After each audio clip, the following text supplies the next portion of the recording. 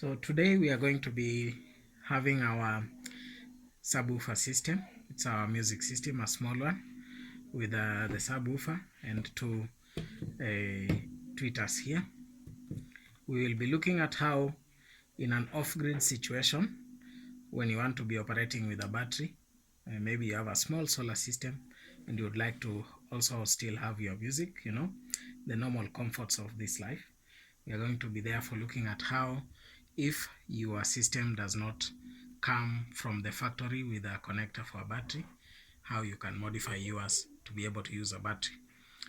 This one of ours comes standard with a UK plug, which you can use on an extension like so, and of course then you can set it to Bluetooth and play some music. But today we are not going to be using the AC. We will be modifying it so that we use our battery power. So first things first, I'm going to open it up, the main unit. So to do that, I'll not need the smaller speakers. I'll disconnect them, put them on the side. I'll turn my unit so that I see the back, where I'm going to undo all these screws so that we get access to the internals.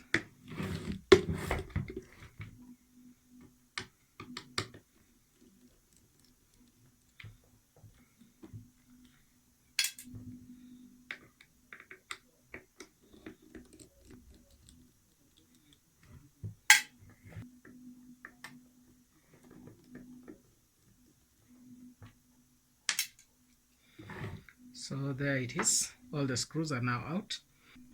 So you simply pull the cord to lift up the panel, and be careful not to rip any wires, because you can see all the wiring for your speakers is attached to your motherboard here. So I'll lay it flat on my table here, and what I'm interested in is the power circuitry. So looking at our board,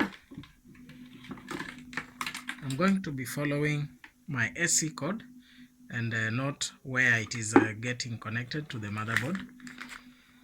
So you can see this is the code. It comes in here and goes through what seems to be a fuse. We have a bit of a fuse there. The fuse is it labeled?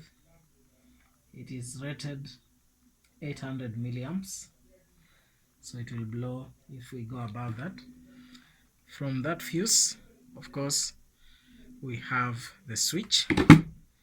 That's the switch, and that either connects or disconnects the transformer, which is here. And as you can see on the transformer is outputting. The input is 240 volts. That is red, the two reds going in. And then on the output, we get 9 volts at 1.2 amps. And that is the blue. So this blue are our output wires, and the red are our input wires. The input is 240 volts and it outputs 9 volts. That means the transformer is a step-down transformer. So the blue wires, having stepped down from the 240 volts mains to 9 volts AC, the blue wires are connected to our main board here, still AC, but at a lower voltage, that is 9 volts. So this is our next point we want to continue following so that we understand how it is working. Now, I will unplug this blue wire so that we can clearly see what is going on there. So after unplugging the blue wires from the transformer, right next to the plug where our blue wires are connected, we have a number of diodes. So those diodes, if you are keen enough, you will notice that they are arranged in such a way that these two on this side are pointing that direction, while these two on this side are pointing this direction to the right. Now that is an arrangement that is called a full bridge rectification system. So that means when the 9 volts from the transformer get to here, it is converted from AC to DC, from alternating current to direct current with full bridge rectification. Now looking at the back side, you notice that those diodes are labeled on our board. So these are the legs of the diodes, and you notice that two legs are joined together, here, and then we have this leg, and then these two, and that one leg. Now we will need to look for a point in the bridge where we have the output. Now first we are going to identify the points where the blue connector is inputting the AC into the bridge rectifier. I'll do that using my multimeter in the continuity mode so that I can get each of these pins, and where I can get each of the pins, the blue, where they connect to the bridge.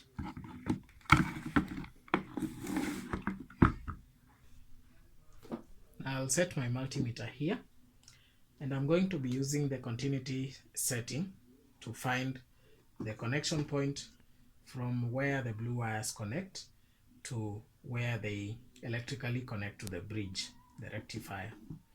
So I'll set it to the continuity setting here and change it to the beeping mode so that when I touch a point where there is continuity, I'll get the beep. Now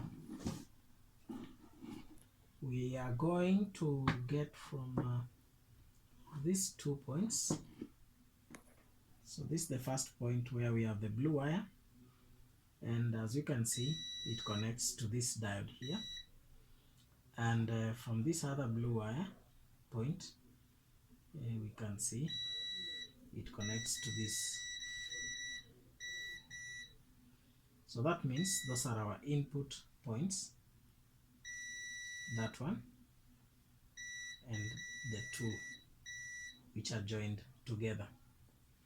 So we need to identify our output points. So using my continuity, I'll check for the input to the bridge and the output to the bridge. Of course, with the image you can see right now on the screen here, you will see that you have two diodes joined together for the input, and as you can see from this blue wire, the blue wire is joined to this diode, and that diode is joined to this other one here. Those two legs of those diodes are joined together, and you have this other leg from the connector with the blue wires comes to this, and you can notice again we have two legs of diodes joined together there. So simply the output side is the other side, the other leg of this diode, which is this, and it is again joined to this other leg of this diode, and the other output point is the other side of this diode, which is this, joined together these two diodes. Now down here you can see a big solder blob, which is same continuity, same potential. So that means that is our one of the points, and this other big solder blob here is the other point, the output points. So therefore we have these two as our output, giving us DC, but we are going to be checking the polarity. So what is the polarity. How do we get the polarity? So I'll plug in my AC plug, and what I want to do is I want to get power supplied to this device, and using my multimeter on the voltage setting, I'm going to check the polarity of the outputs from the bridge so that I am sure which one is positive and which one is negative.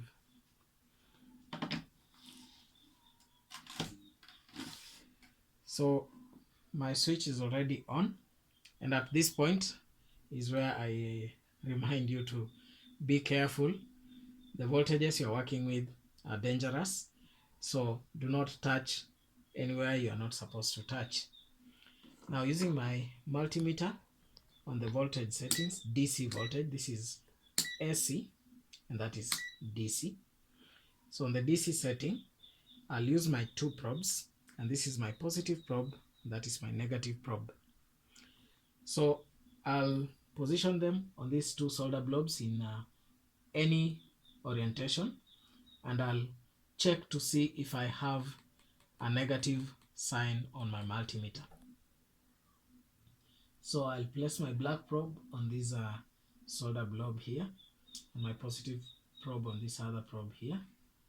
And as you can see on my multimeter, we have 11.5 volts, and there is no negative sign. What does that tell you? It tells you that you have put the positive probe on the actual positive output terminal of your bridge rectifier. So what will happen if you switch them around? If you had placed your negative probe on this and the positive probe on the other, you can now see that we have a negative sign on our multimeter reading negative 11 volts. That means the black probe, that is the negative probe, is placed on the positive terminal, and the positive probe is on the negative terminal. So if you had done that, it tells you the other solder blob is actually the positive terminal from your bridge, that's the output, and the other from where you placed your black probe is where you should have placed it. So therefore we have identified our output points, that after the device receives AC, it goes through the step down transformer to 9 volts to 11 roughly. It is rectified to a DC, and this point is our positive and this is our negative. Now that is important because these 2 points are where we are going to feed in our DC coming from our DC source, and in this case we will be using a battery.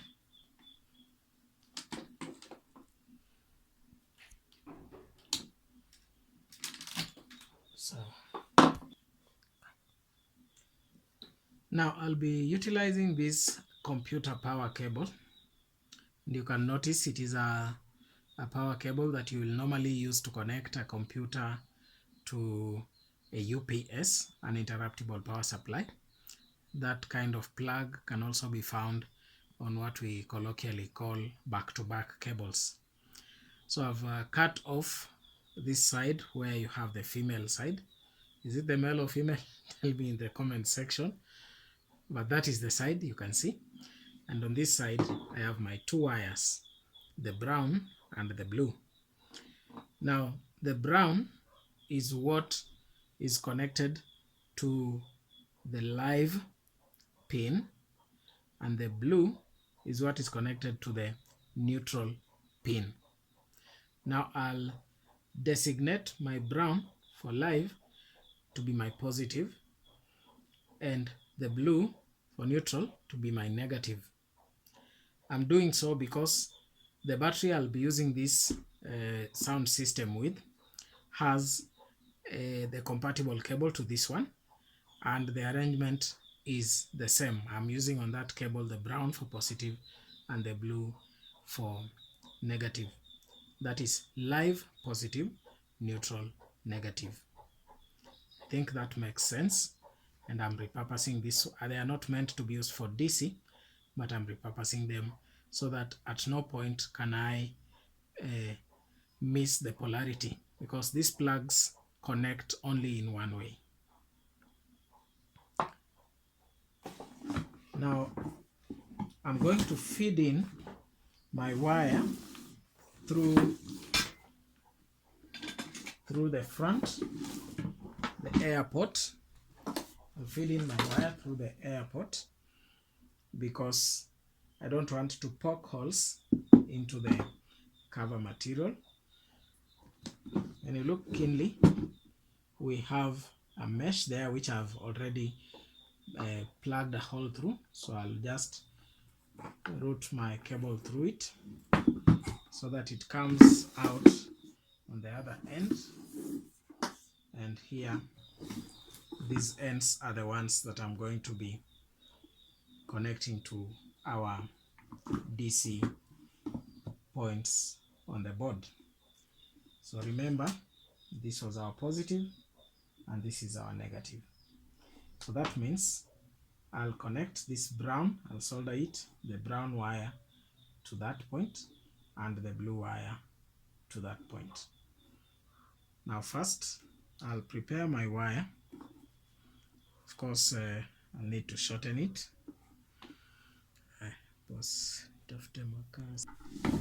So I'll shorten my wire so that I have a manageable length to work with. Same to my positive wire, just to ensure it doesn't interfere with my work. Okay, so those are neat ends. I'm going now to put solder on them so that I can now solder to the points. So I'll bring my solder closer. I'll set it to 450 because I'm working with big wires.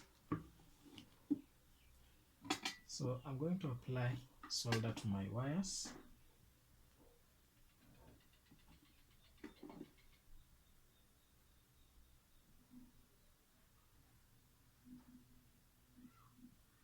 Now, as you can see, when you're soldering, there are some fumes that come off the solder tip. Do not inhale. Advisably, of course, if it would be in a professional electrical soldering shop, you would be having what we call a fume extractor. So those are our two wires. I've prepared the ends with solder. Now I'll place each of them to its point and solder so that it makes a connection. Remember, brown is our positive and this was our positive point. So yeah, the wish of 10 hands still persists. So I'll solder my brown to the positive point, and there we are, and our blue to the negative point.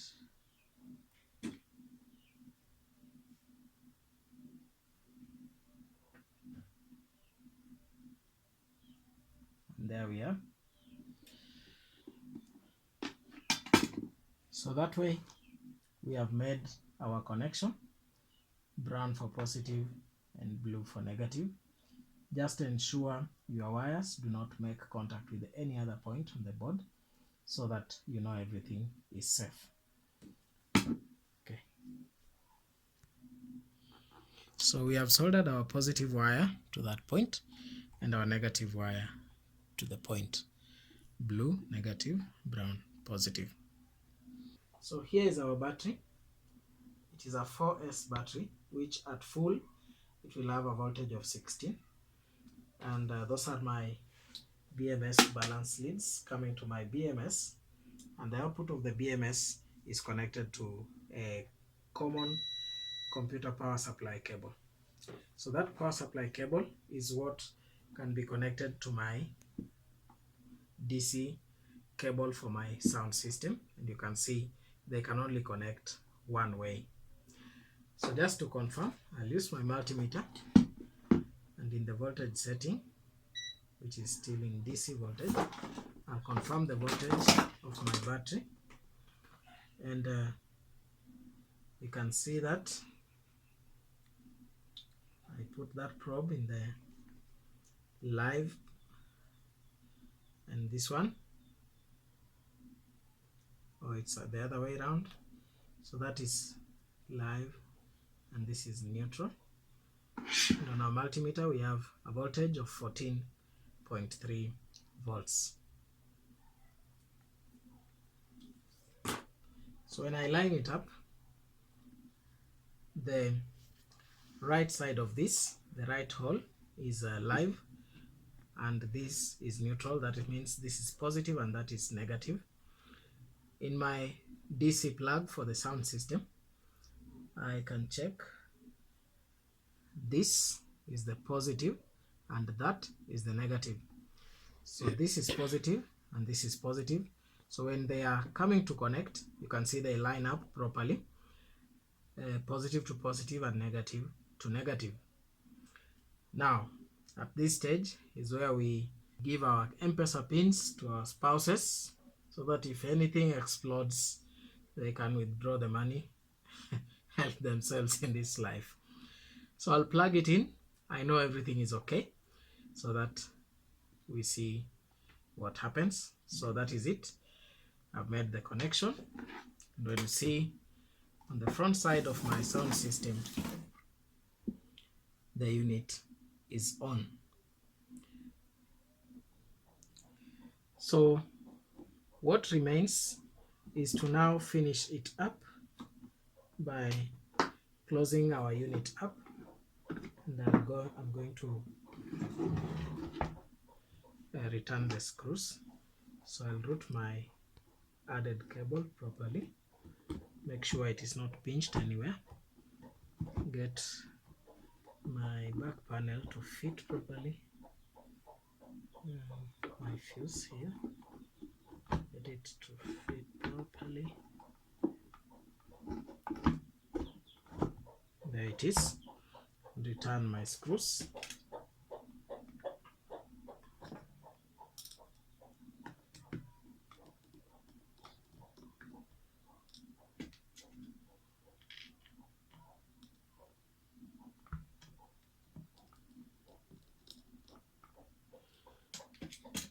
So this is simply how you can get yourself a DC sound system if yours does not come with the DC connectors from factory, so that living off grid should not deny you simple pleasures of life, like being able to listen to your favorite music, because life is already hard as it is, and music makes life lighter even amidst the problems we face day to day. Now here is our complete system. You can test it again after putting it together, just to make sure everything works properly. Plug it in. You can see we have our indicator light showing the unit is on. I'll reconnect my smaller speakers to output, one there and one to the right side, and I'll try setting it for Bluetooth. It usually plays some melody to notify you that it is in the Bluetooth mode, as well as the light will change from red to blue. So I'll press and hold this button, and as you can see, there it is. So our unit is properly working on our battery, and we are therefore having music off grid. So that is it, guys, for today. You can support us by subscribing to our channel, and as you can see, my camera lady was joking, my solder is over. So the little support you give in terms of subscribing, in terms of watching the videos, giving it a like, leaving a comment, anything that helps the YouTube algorithm will go a long way in helping us making these videos. So once again, thank you for watching. Bye bye. Subscribe as usual. We will do something else in the next video.